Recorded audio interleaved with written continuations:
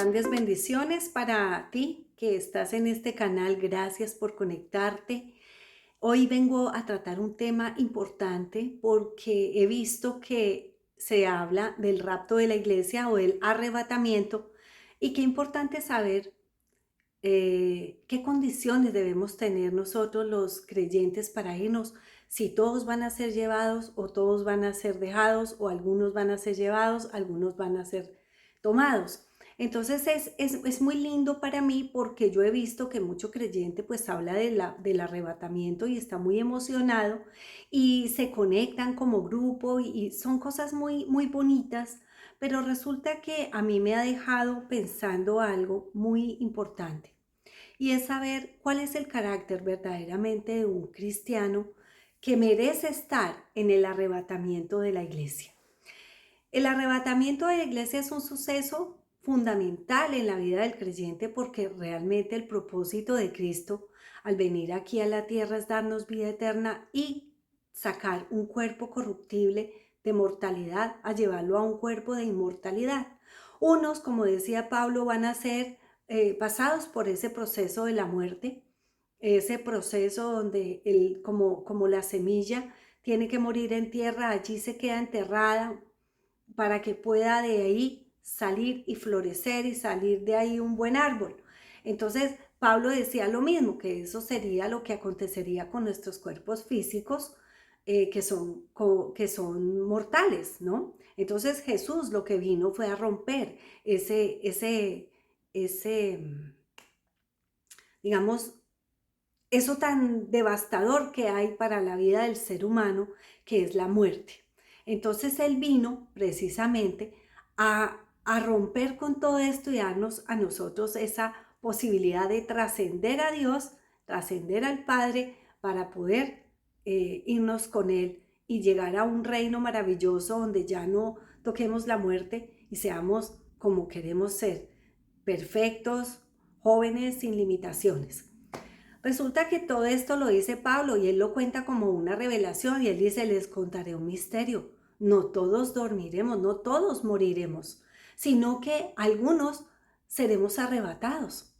Él no sabe quién, cuándo, él sabe que en el momento justo, y es el momento de los tiempos del desarrollo de las profecías, gente que llegaría a ese tiempo del fin. Él no lo sabía, realmente él sabe que él iba a morir y él lo supo y él lo dijo, el Dios se lo dijo, tú te vas a ir.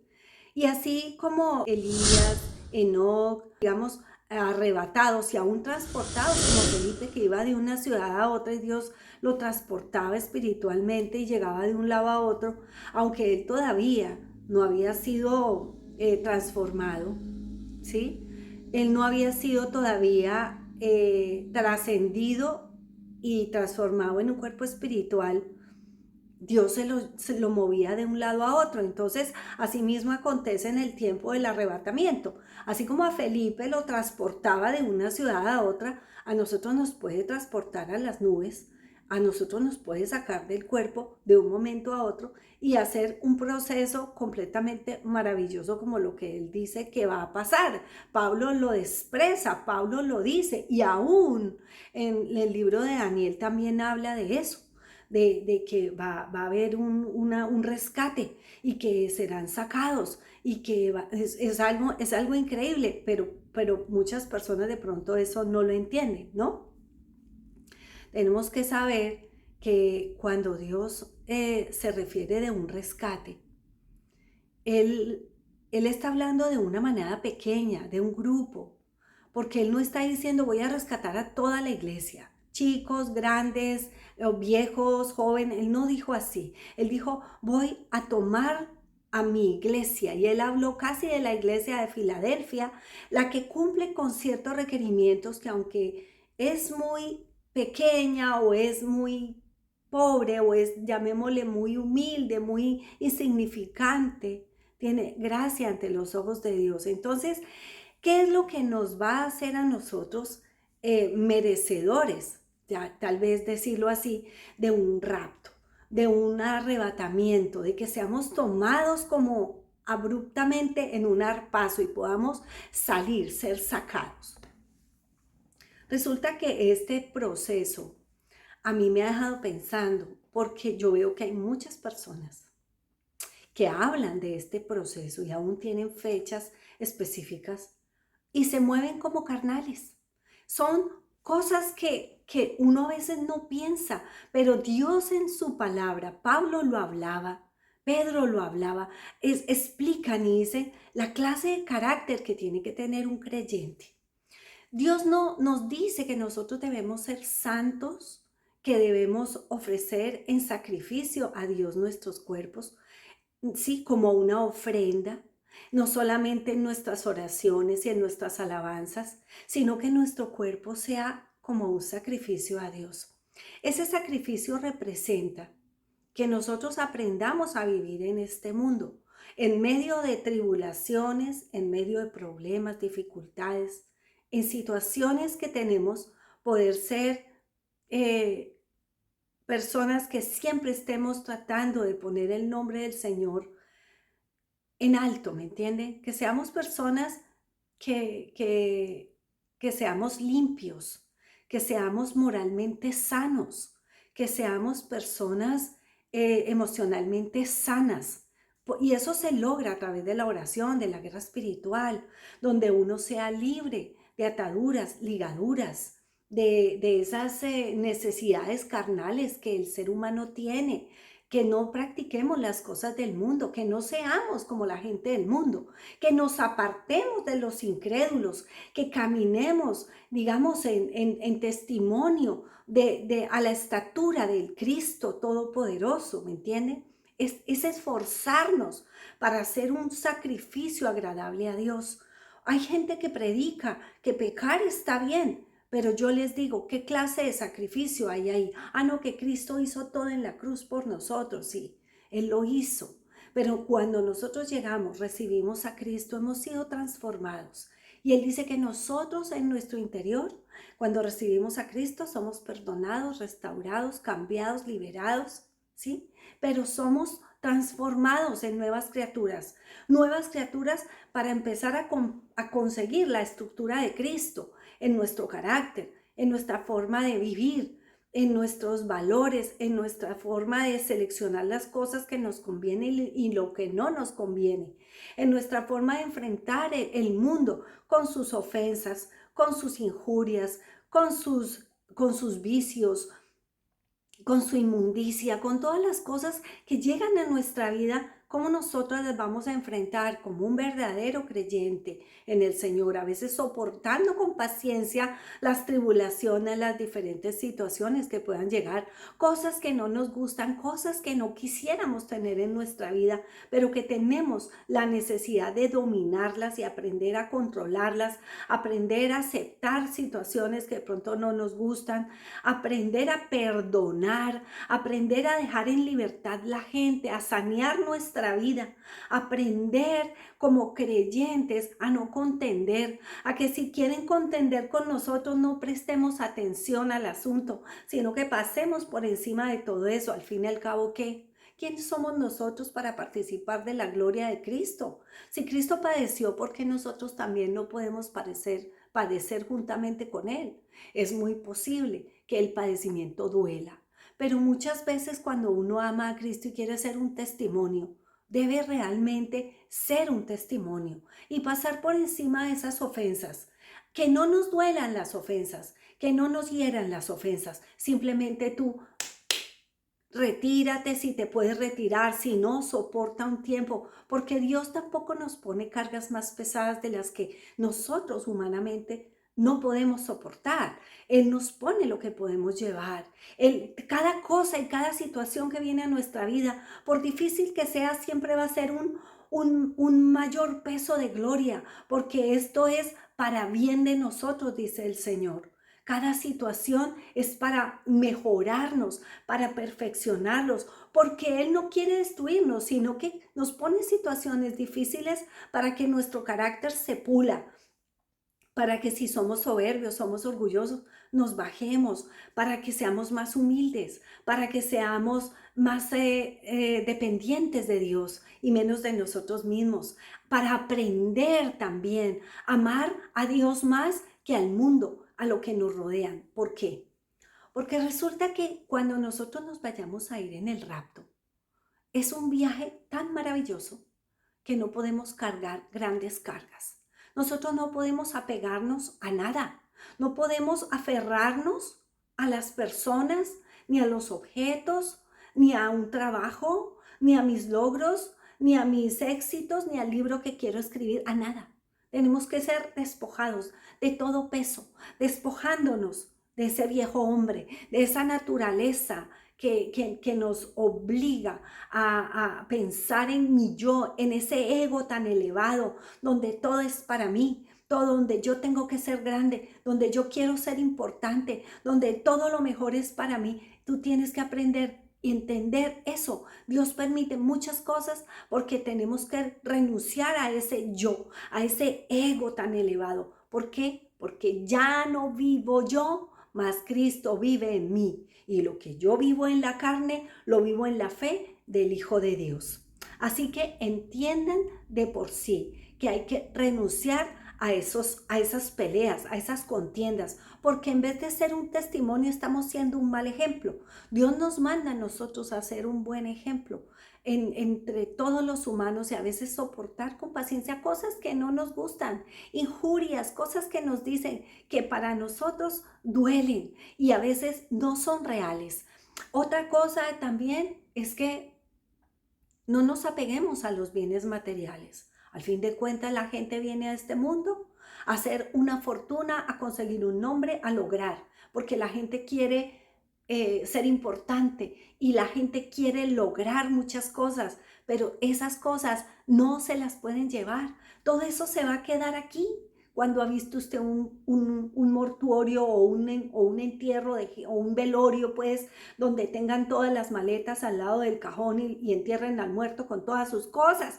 Nunca ha habido un entierro con trasteo. Entonces, es importante despojarnos. Ay, que es muy difícil. Mire, yo le voy a decir. Cuando usted ora a Dios, le dice, Padre, yo no puedo despojarme por mí mismo. Tome la seguridad de que Dios va a permitir que usted aprenda a ser desprendido, a despojarse de muchas cosas, a que disfrute lo que tiene, ame lo que tiene, pero no se apegue a lo que tiene. Y que usted diga, yo me puedo morir hoy tranquilamente porque no estoy aferrada a nada, porque yo sé que la muerte es algo real para todos y si me toca irme, me voy sin apegarme a nada, sin llorar y sin lamento y decir, ay, pero es que sí, yo sé que como humanos amamos, yo amo mis nietos, yo amo mi familia, yo amo todo, pero yo vine al mundo sola, al mundo vine sola. Aunque mi madre estaba ahí, yo salí de su vientre sola, mi cuerpo estaba solo. Entonces, ¿qué? Yo me voy igual, sola. Cuando yo muera, ¿qué va a ocurrir? La gente vuelve a la tierra. Es una semilla que se siembra en la tierra para resucitar en gloria, porque Dios lo dice así en su palabra. Pablo lo dice así. Nosotros morimos y somos enterrados para la resurrección, o sino qué propósito habría tenido Cristo, por ejemplo, si Él lo dijo. Él habló mucho de la vida eterna, habló que nuestros cuerpos serían inmortales y que debían ser inmortales, y ese es el propósito de Cristo. Cristo cuando vuelva y cuando Él murió mostró llegar a ser inmortal. Y cuando Él vuelva va a venir en inmortalidad con su pueblo, con su iglesia, a dar inmortalidad al mundo, porque ya no moriremos. Entonces, lo más importante es aprender a entender que para irnos en un arrebatamiento debemos dar ese testimonio de ser blancos y limpios en nuestro interior. Tener un corazón a la medida de Dios. Tener un corazón limpio. Que sea un vaso transparente, que sea agua pura, que seamos limpios, que no haya falsedad en nosotros, que no haya esa hipocresía, que tú hables con una persona y le ames, aunque sepas que esa persona no es sincera contigo, aunque sepas que esa persona no se abre de corazón, tú seas de corazón abierto, así dispuesto, ames y entiendas sin esperar nada, porque tú no puedes reclamar. ¿Para qué reclamas? simplemente deja que cada quien obre y claro, tú le puedes expresar a una persona tus sentimientos, tus feelings, pero no exigirle a nadie ni amor, ni exigirle a nadie ningún tipo de actitud, porque cada quien tendrá que dar cuenta de lo suyo. Dios es un Dios justo, Dios es un Dios de bondad, de misericordia y de justicia. Y Él a nadie va a dejar sin su recompensa y a nadie va a dejar sin su paga. A todos nos va a cobrar el precio por lo que hicimos o nos va a recompensar por lo que hicimos. Entonces, lo más hermoso es entender que para irnos en un arrebatamiento tenemos que estar preparados en nuestro corazón. ¿Para qué? Para que el Señor pueda decir, estos son dignos. ¿Por qué? Porque posiblemente estamos sellados por el Espíritu Santo. Pero hay una distinción, tiene que haber algo que nos haga, no solamente, nos haga distintos al resto de la humanidad, porque si no, ¿qué diferencia va a haber entre un convertido y un inconvexo si el convertido va a actuar igual que el inconvexo? El Espíritu Santo tiene que estar, debe haber una comunión, debemos hacer oración, debemos ayunar, leer la palabra, estar en conexión con Dios, interesarnos verdaderamente por el novio que viene por nosotros, sino qué sentido tiene todas estas cosas. No podemos estar esperando al Señor que venga en una fecha determinada y pensar que Él va a venir y me va a recoger así, toda greñuda, sucia, sin bañar, toda desbarajustada, como dicen, toda crazy, peleando, gritando, haciendo cosas inadecuadas. En ningún momento va a ser así, porque Él viene por una iglesia santa, sin mancha, sin arruga, una iglesia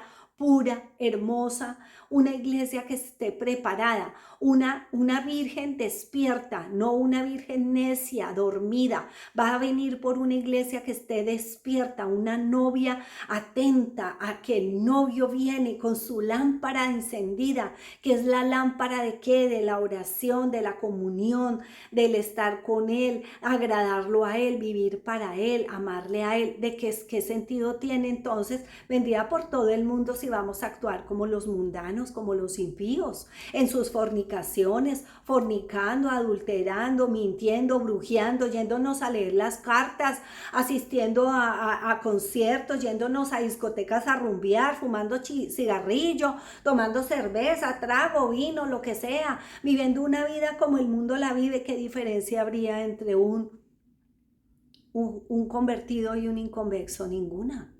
Entonces ahí tenemos que hacer la diferencia. No contiendas, porque el mismo Pablo lo dice, ustedes tienen que ser ejemplo, amarse en unos a otros, soportar con paciencia. Muchas veces los creyentes mismos tienen problemas y litigios y van a donde un juez externo a que les solucione el problema, a un juez del mundo, a donde está la gente del mundo. Y dice, pero ¿esa es la vida de un creyente? No. ¿Por qué? Porque son cristianos carnales, son cristianos infantiles, son cristianos bebés, son cristianos que no han crecido. Debemos crecer, debemos prepararnos y tratar de arreglar nuestras diferencias entre nosotros y no ir a exponerlas al mundo. ¿Qué sentido tiene? No podemos andar de contienda en contienda, de pelea en pelea, de discusión en discusión. Si hay un vituperio y a veces nos quieren quitar la honra y lo que quieran, Dios es nuestro defensor. Es a Él a quien debemos dejarle la justicia, no que nosotros nos estemos defendiendo.